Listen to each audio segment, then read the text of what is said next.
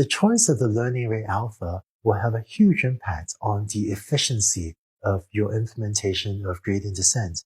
And if alpha, the learning rate, is chosen poorly, gradient descent may not even work at all. In this video, let's take a deeper look at the learning rate. This will also help you choose better learning rates for your implementations of gradient descent. So here again is the gradient descent rule. W is updated to be W minus the learning rate alpha times the derivative term. To learn more about what the learning rate alpha is doing, let's see what could happen if the learning rate alpha is either too small or if it is too large. For the case where the learning rate is too small, here's a graph where the horizontal axis is W and the vertical axis is the cost J. And here's a graph of the function J of W. Let's start gradient descent at this point here. If the learning rate is too small, then what happens is that you multiply your derivative term by some really small number. So you're going to be multiplying by a number alpha that's really small, like 0.0000001. And so you end up taking a very small baby step like that. Then from this point, you're going to take another, tiny little baby step. But because the learning rate is so small, the second step is also just minuscule. The outcome of this process is that you do end up decreasing the cost J, but incredibly slowly. So here's another step, and another step, another tiny step, until you finally approach the minimum. But as you may notice, you're going to need a lot of steps to get to the minimum. So to summarize, if the learning rate is too small, then gradient descent will work, but it will be slow. It will take a very long time because it's going to take these tiny baby steps, and it's going to need a lot of steps before it gets anywhere close to the minimum. Now, let's look at a different case. What happens if the learning rate is too large? Here's another graph of the cost function.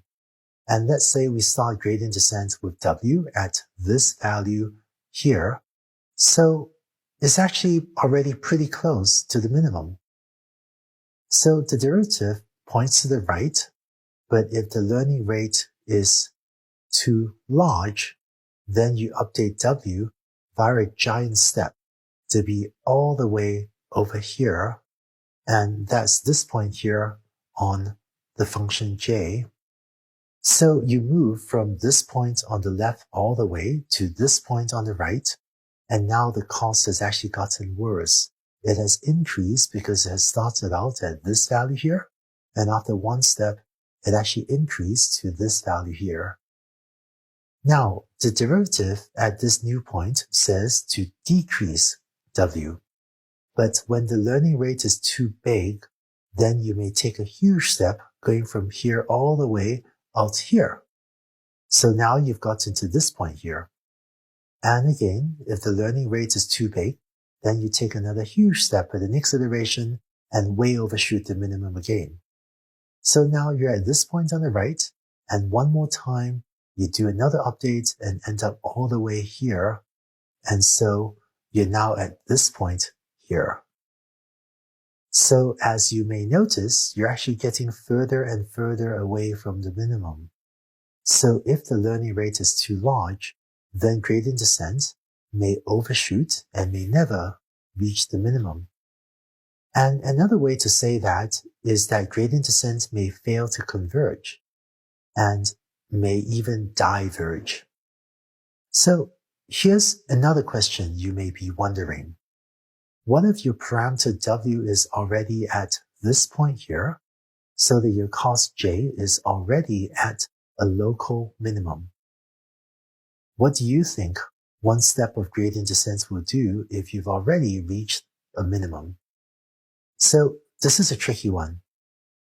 When I was first learning this stuff, it actually took me a long time to figure it out. But let's work through this together. Let's suppose you have some cost function J, and the one you see here isn't a square error cost function.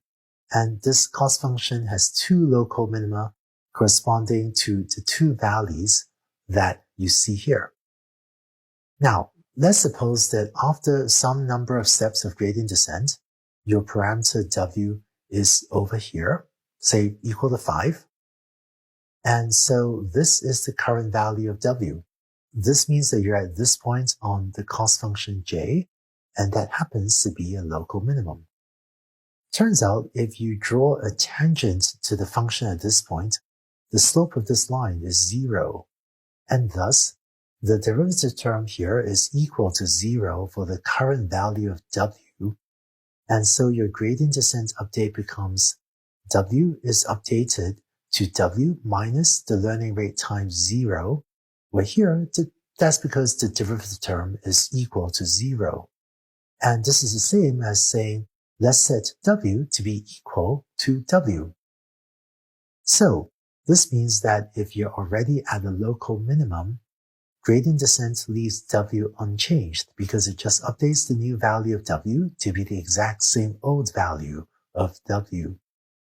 So concretely, let's say if the current value of w is 5 and alpha is 0.1, after one iteration, you update w as w minus alpha times 0, and it is still equal to 5.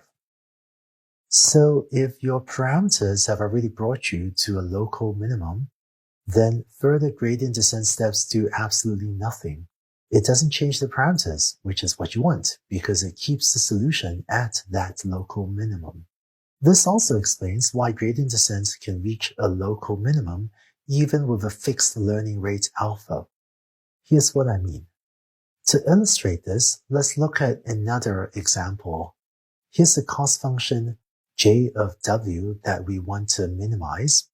Let's initialize gradient descent up here at this point. If we take one update step, maybe it'll take us to that point. And because this derivative is pretty large, gradient descent takes a relatively big step, right? Now, we're at this second point, where we take another step. And you may notice that the slope is not as steep as it was at the first point, so the derivative isn't as large. And so the next update step will not be as large as that first step. Now, we're at this third point here, and the derivative is smaller than it was at the previous step, and we'll take an even smaller step. As we approach the minimum, the derivative gets closer and closer to 0.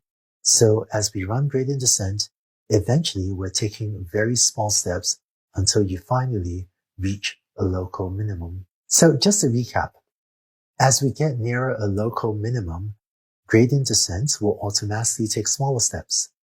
And that's because as we approach the local minimum, the derivative automatically gets smaller, and that means the update steps also automatically get smaller, even if the learning rate alpha is kept at some fixed value. So that's the gradient descent algorithm. You can use it to try to minimize any cost function j, not just the mean squared error cost function that we're using for linear regression.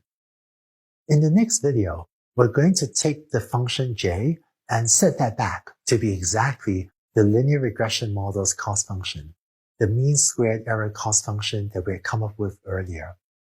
And putting together gradient descent with this cost function, that will give you your first learning algorithm, the linear regression algorithm.